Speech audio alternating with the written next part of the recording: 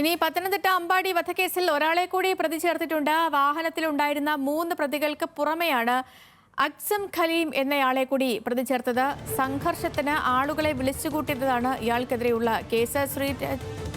ശ്രീരാജ് ബാബുവിലേക്ക് എത്താം. അതിനു മുൻപ് ഇന്ന് ഈ 3 പ്രതികളെ, ഇതുമായി ബന്ധപ്പെട്ടുള്ള 3 പ്രതികളെ പോലീസ് ഇന്നലെ മുതൽ തന്നെ പോലീസിന്റെ നിരീക്ഷണത്തിലുണ്ടായിരുന്ന 3 പേരെ ഇന്ന് പോലീസ് പിടികൂടിയിരുന്നു.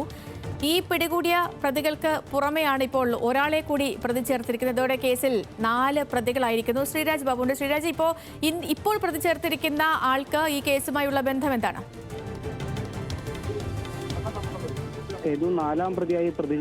നാലാമത്തെ ആളായി പ്രതി ചേർത്തിരിക്കുന്നത് അക്സം ഖലീം എന്ന് പറയുന്ന ആളെയാണ്. അത് ഇവരുടെ സുഹൃത്താണ്.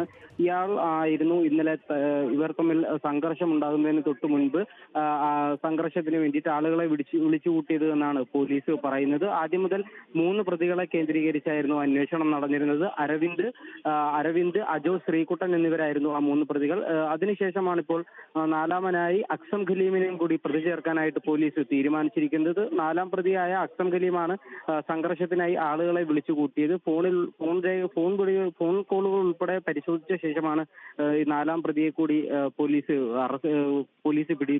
അറസ്റ്റ് ചെയ്തിരിക്കുന്നത്. അതുപോലെ തന്നെ മറ്റു 3 പ്രതികളെയും എറണാകുളത്ത് നിന്നും 4ാം പ്രതിയെ റാന്നിയിൽ നിന്നുമാണ് പിടികൂടിയത്. റാന്നി നീരേറ്റുകാവ് സ്വദേശിയാണ് ഈ അക്സം ഖലീം എന്ന് പറയുന്ന ആൾ. ഇയാളാണ് കൊലപാതകത്തിലേക്ക് നയിച്ച സംഭവത്തിന്റെ തുടക്കം മുതൽ ഈ അക്സമും പങ്കാളിയാണ്. പത്തനംതിട്ട അമ്പാടി വധക്കേസിൽ ഒരാളെ കൂടി പോലീസ് പ്രതി ചേർത്തിരിക്കുന്നു.